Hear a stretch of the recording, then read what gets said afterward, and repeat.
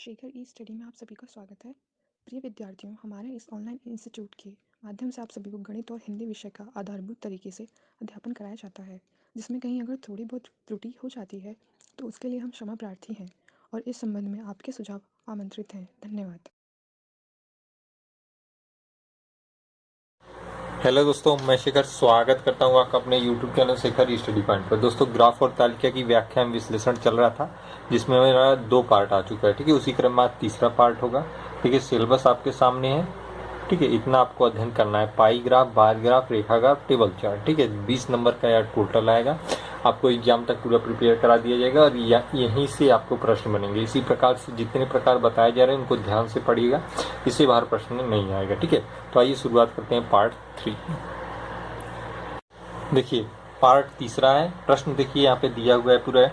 निम्नलिखित pie chart एक निश्चित उत्पाद यक्स के निर्माण में होने वाले व्यय के प्रतिशत बंटन को दर्शाता है। ठीक है, दिए गए पाई चार्ट का अध्ययन करें और दिए गए प्रश्न का उत्तर दें। मतलब ये क्या है? निर्माण में होने वाला व्यय है। ठीक है, सामग्री की लागत है, परिवहन है, उत्पाद लागत है, विज्ञापन है, मजदूरी लागत है। मतलब कोई चीज का निर्माण हुआ है, उसमें जितना व्यय हुआ है उनका डेटा दिया हुआ है, परसेंटेज में दिया हुआ है। ठीक है, बाकी जानते हैं पूरा क्या होता है, 100% होता है।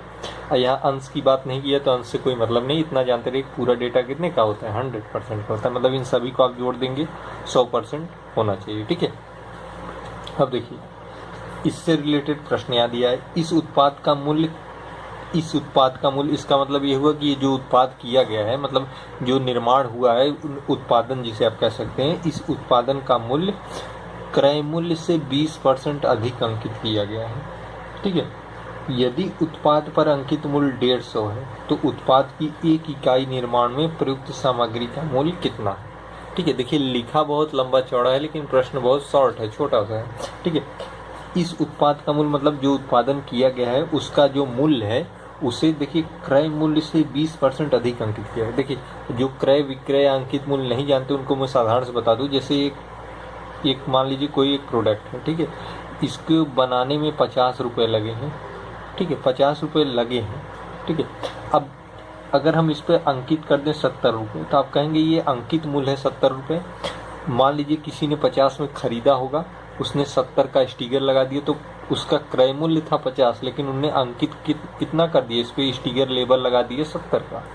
खरीदा कितने का था, 50 का। वही चीज है यहाँ पे, उत्पाद का मूल्य क्रय मूल्य से 20% अधिक अंकित किया गया है। अंकित मतलब उस पर मूल्य लिखा गया, जैसे यहाँ 50 का क्रय था लेकिन 70 लिख दिया गया। ठीक है, उसी प्रकार से उसने क्रय मूल्य से मतलब यहाँ जो खरीदा था उससे 20% अधिक अंकित किया है।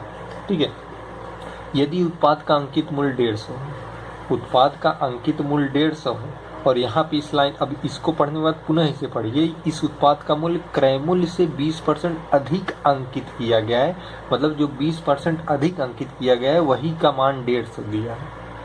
ठीक है, अगर माना क्रय मूल्य 100 रुपये था तो 20% अधिक अंकित करके लिखा गया है 150, तो 100 था, 20% अधिक अंकित किए मतलब 120। ठीक है, 120% हो गया, मतलब 120% अंकित करके 150 लिखा गया। तो 1% आप निकालेंगे क्या आएगा, 5/4 आएगा। ठीक है, 5/4 आएगा। तो कह रहा है कि तो उत्पाद की एक इकाई निर्माण में, ठीक है, उत्पाद की एक इकाई निर्माण में प्रयुक्त सामग्री का मूल्य कितना होगा। देखिए सामग्री लागत कितनी है, 22% है। 22% है सामग्री लागत। सामग्री लागत ठीक है कितनी है, 22% है। 22% है, 1% का मान 5/4 है, तो 22 का मान 22 × 5/4। ठीक है, तो सामग्री लागत कितनी है, 22% है। यहाँ पे हमने लिखा है, कहा है ना कि तो उत्पाद की एक इकाई निर्माण में प्रयुक्त सामग्री का मूल्य कितना है। सामग्री लागत 22% है, 1% का मान आपको पता है यहाँ पे 5/4। ठीक है, इसी को 22% रख देंगे तो ये आ जाएगा 110/4। ठीक है, 22 पंचे 110 होता है /4, इसे भाग दे देंगे तो आएगा 27.5। ठीक है, ये आपका आंसर होगा 27.5। तो प्रयुक्त सामग्री का मूल्य कितना है, 27.5। ठीक है, तो उम्मीद करता हूँ समझ में आया होगा। केवल इस भाग को पूछा था, इतने को, ठीक है, केवल इतने भाग को पूछा था कि उत्पाद की एक इकाई निर्माण में प्रयुक्त सामग्री का मूल्य कितना है, तो आपने बता दिया कितना है भैया, 27.5 है, ठीक है, 27.5। आइए अगला प्रश्न देखते हैं।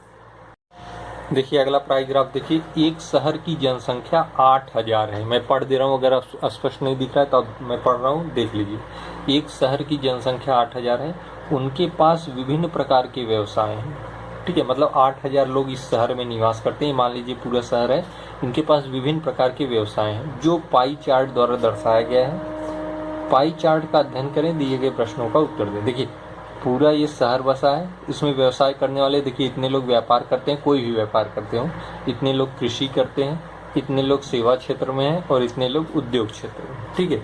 तो अब देखिए इसमें प्रश्न कैसे पूछा है, कृषि क्षेत्र की तुलना में उद्योग क्षेत्र में कितनी प्रतिशत जनसंख्या कम है। कृषि क्षेत्र की तुलना में, पहले आप देखिए यहाँ पे परसेंटेज न देके अंश में दिया हुआ, डिग्री में दिया हुआ है, ठीक है, 120 डिग्री, 60 डिग्री, 72 डिग्री, 108 डिग्री।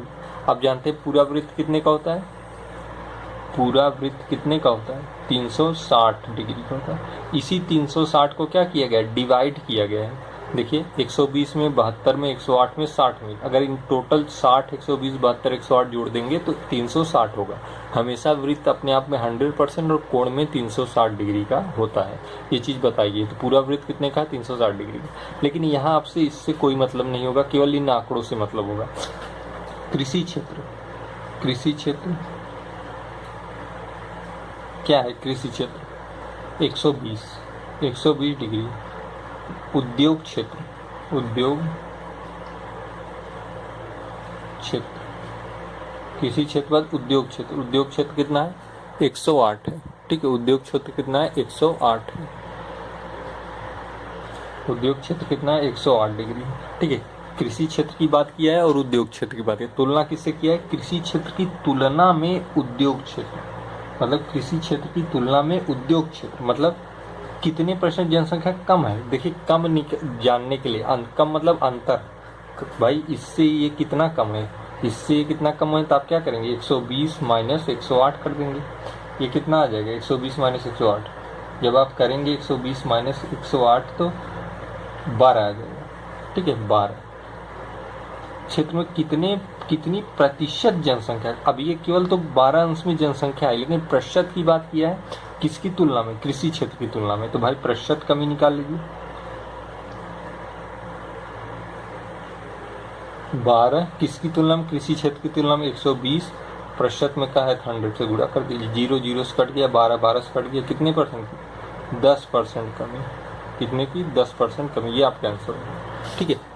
अब देखिए इसे या तो आप 8,000 में बदल के लगाए होते तो भी आता, लेकिन बढ़ा जाता, हमने इस अंश के आधार पे ही लगा दिया, उत्तर सेम आएगा, समय आपका बच जाएगा, ठीक है। तो इस तरीके को आप सीखिए और लगाने का प्रयास करिए। जहाँ न समझ में आए कमेंट बॉक्स से पूछ सकते हैं, व्हाट्सएप नंबर चलता है वहाँ पे पूछ सकते हैं, ठीक है। टेलीग्राम ग्रुप ज्वाइन कर लीजिएगा। कुल जनसंख्या के कितने % लोग सेवा क्षेत्र में हैं। अब देखिए कुल जनसंख्या के कितने % लोग सेवा क्षेत्र में हैं, इसके लिए आपको क्या करना पड़ेगा, सेवा क्षेत्र के लोगों का डाटा निकालना पड़ेगा। देखिए सेवा क्षेत्र में कितने लोग हैं, 72 अंश हैं, मतलब 72 डिग्री है। कुल डिग्री क्या है, 360 की पूरे वृत्त की, और कुल कितनी जनसंख्या है, 8,000 की। यही 360 कितने के बराबर है, 8,000 की। तो 1 डिग्री का मान निकालेंगे तो 8,000 बटे 360, जब ये भाग दे देंगे तो आ जाएगा 200 बटे 9, कट जाएगा, 4 से काटेंगे, 4 9 में 36, 0 0 से कट गया, 4 2 में 8, ठीक है, 200 बटे 9, 1 डिग्री का मान हो गया। आपसे पूछा है कि कुल जनसंख्या के कितने % लोग सेवा क्षेत्र में हैं। भाई सेवा क्षेत्र में कितने हैं, 72 हैं, सेवा क्षेत्र में कितने हैं, 72 डिग्री है। 1 डिग्री का मान 200 बटे 9 है, तो 72 डिग्री का मान 200 बटे 9 गुणे 72, 9 8 में 72, 8 2 में 16, 1600, ठीक है। लेकिन ये 1600 तो डाटा आ गया, कह रहा है कि कुल जनसंख्या के कितने % लोग, ये 1600 लोग हैं, लेकिन कितने % लोग कहा है, तो प्रतिशत निकालने के लिए थोड़ा सा ऊपर कर दें हम, ठीक है। कुल जनसंख्या की, भाई कुल जनसंख्या कितनी है आपकी, 8,000 है, कुल जनसंख्या कितनी है, 8,000 है, 1600 भाई प्रतिशत निकालने के लिए पूरी जनसंख्या को इसको नीचे करना पड़ेगा, 8000 गुणे प्रतिशत निकालना है 100, 2 0 2 0 से कैंसिल, 1 0 1 0 से कैंसिल, 6 2 में 12, 4 16, सॉरी 8 8 2 में 16, 8 है 6 नहीं 8, 8 2 में 16, कितना आ गया 20% आ गया। कितना आ गया 20%। ये आपका आंसर हो गया। ठीक है, 20% क्या हो गया आपका आंसर। जैसे जैसे कहा था वैसे वैसे करना है आपको। यहाँ पे कुल जनसंख्या के कितने प्रतिशत पूछा, इसलिए हमने पूरी जनसंख्या को नीचे रखा। कितने लोग थे ये डाटा आया था, उसका प्रतिशत निकाल दिया 20%। अगर कितने लोग पूछता तो यही आंसर होता, प्रतिशत में पूछा कितना। ठीक है, तो उम्मीद करता हूँ समझ में आया होगा। ऐसे प्रश्न मैं इसके पहले के पार्ट में ही बता पा रहा हूँ। एक बात ध्यान दीजिएगा, अगर आप पढ़ रहे हैं तो शुरू से पढ़िएगा, सिलेबस देखिए पार्ट 1 पार्ट 2 पार्ट 3, तभी आपको बेहतर समझ में आएगा। ठीक है, और एकदम बेसिक तरीके से बताया जा रहा है। बहुत ही कम आपको वीडियो ऐसे यूट्यूब पे मिलेंगे। ठीक है, मिलेंगे लेकिन बहुत कम ही मिलेंगे। ठीक है, तो आप पढ़ने का प्रयास करिए। बेसिक से बताया जा रहा है, जहाँ आपको दिक्कत हो आप पूछ सकते हैं, कॉन्टेक्ट कर सकते हैं, किसी भी माध्यम से पूछ सकते हैं। आइए अगला प्रश्न देखते हैं। देखिएगा अगला प्रश्न है उसी आधार। देखिए, कृषि क्षेत्र में कार्यरत लोगों की संख्या व्यापार में कार्यरत लोगों से कितनी % अधिक है। ठीक है, कृषि क्षेत्र में कार्यरत लोग कितने हैं, देखिए कृषि में 120 हैं, कृषि में 120 हैं। ठीक है, व्यापार में कार्यरत कितने हैं, व्यापार में 60 हैं। लोगों से कितनी प्रतिशत अधिक है, पहले अधिक निकाल लीजिए। सिंपल सा है, ये चीज़ मैं बता चुका हूँ, अक्सर यहाँ से प्रश्न आते हैं। 60 और 120 अंतर कर लीजिए, अधिक पता चल जाएगा। कितने का अंतर है, 60 का, मतलब अधिक कितनी है, 60 का। प्रतिशत अधिक किससे पूछा है, कृषि क्षेत्र में कार्यरत लोगों की संख्या, मतलब कृषि से पूछा है, तो 60 तो अधिक आ गया, कृषि से 120, प्रतिशत बात की है 100 से गुणा कर दीजिए, 0 0 से कट जाएगा, 6 2 में 12, यहाँ देखिए 1 आ जाएगा, 10 गुणे 10 क्या होता है, ये देखिए 10 और 1 0, 100 हो जाएगा, और ये 2 से भाग दे देंगे, जब भाग देंगे तो आएगा 50%। कितना, 50%। ये आपका आंसर हो जाएगा, क्या 50% हो जाएगा। ठीक है, पूछा था कृषि क्षेत्र में कार्यरत लोगों की संख्या, कृषि क्षेत्र में कार्यरत लोगों की संख्या व्यापार में कार्यरत लोगों से कितनी प्रतिशत अधिक है, प्रतिशत अधिक पूछा है। कृषि में 120 का कार्य कर रहे हैं डिग्री में, क्योंकि इसका आंकड़ा बदलने का कोई मतलब नहीं है, फिर भी आएगा यही।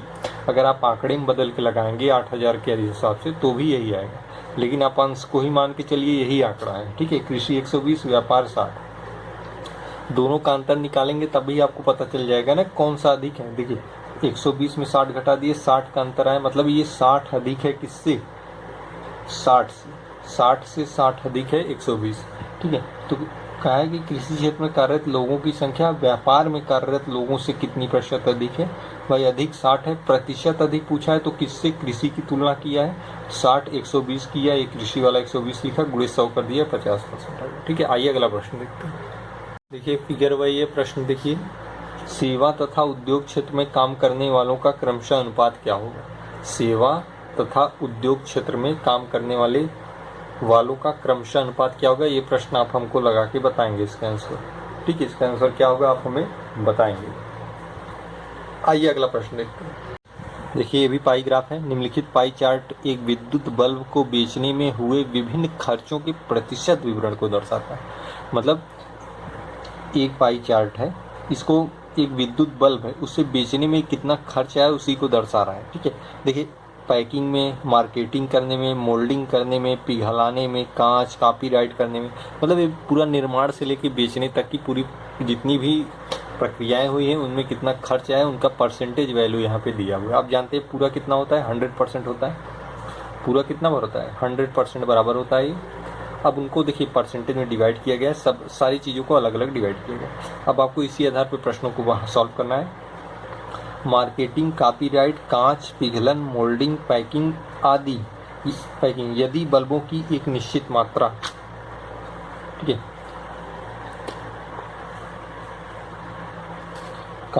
मार्केटिंग, कॉपीराइट, कांच, पिघलन, मोल्डिंग, पैकिंग आदि यदि बल्बों की एक निश्चित मात्रा के लिए निर्माता को मोल्डिंग लागत के रूप में इतना खर्च करने पड़ते हैं तो यह कॉपीराइट खर्च के रूप में कितना खर्च करता है। ठीक है,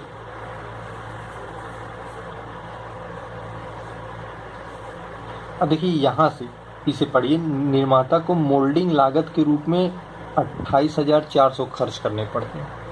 मोल्डिंग कहाँ पे है? यहाँ पे है, ठीक है। मोल्डिंग यहाँ पे है 20% मानो, तो वह कॉपीराइट खर्च के रूप में कितना खर्च करता है, ठीक है। मतलब वो कॉपीराइट पे कितना खर्च करता है। जब मोल्डिंग का मान दिया हुआ है तो कॉपीराइट का निकालना है। बाकी ये सारी हिंदी जो लिखी हुई है ये आपको उलझाने के लिए लिखी हुई है, ठीक है, ताकि आप पढ़ें, आपका समय नुकसान हो। अब देखिए मोल्डिंग लागत के रूप में इतना, तो मोल्डिंग कहाँ है? 20% है। 20% का मान दिया है क्या? 28,400। तो 1% का मान 20 से भाग दे दीजिए, 0 0 से कट गया, 2 1 में 2, 2 4 में 8, 2 2 में 4, 0, 1420, 1% का मान, ठीक है। तो वह कॉपीराइट खर्च के रूप में कितना खर्च करता है? भाई कॉपीराइट कितना है? कॉपीराइट कितना है? 15%। 1% का मान इतना है, 15% का 15 गुणे 1420, ठीक है। 15 गुणे 1420 करेंगे तो आएगा 21,300। 21,300 क्या हो जाएगा? इसका आंसर हो जाएगा 21,300। तो कॉपीराइट खर्च के रूप में कितना खर्च करता है? 21,300। मतलब मार्केटिंग, कॉपीराइट, कांच पिघलन, मोल्डिंग, पैकिंग, यदि बल्बों की एक निश्चित मात्रा के लिए निर्माता को मोल्डिंग लागत के रूप में इतना खर्च करने पड़ते हैं, तो कॉपीराइट खर्च के रूप उतना कितना खर्च करेगा? जब मोल्डिंग लागत में 28,400 खर्च हो रहे हैं, कॉपी लागत में तो कोई 20% है 28 से, 15% कम ही होगा, इससे 21,300 होगा। ये आपका आंसर होगा, ठीक है। तो आज के सेशन में इतना ही। जो मैंने क्वेश्चन दिया उसे आप लगा के कमेंट बॉक्स में उसका आंसर बताएंगे। नहीं समझ में आएगा आप बताएंगे तो हम अगले पार्ट में उसे पूरा उसका क्लियर कर देंगे, उस क्वेश्चन को सॉल्व करा देंगे, ठीक है। धीरे धीरे पाई चार्ट के आपके सारे क्वेश्चन हो रहे हैं, 1-2 पार्ट और आएंगे जिसमें पाई चार्ट को हम पूरा कवर कर लेंगे, फिर हम अगले पे चलेंगे बार ग्राफ पे, ठीक है। तो आज की वीडियो में फिलहाल इतना है।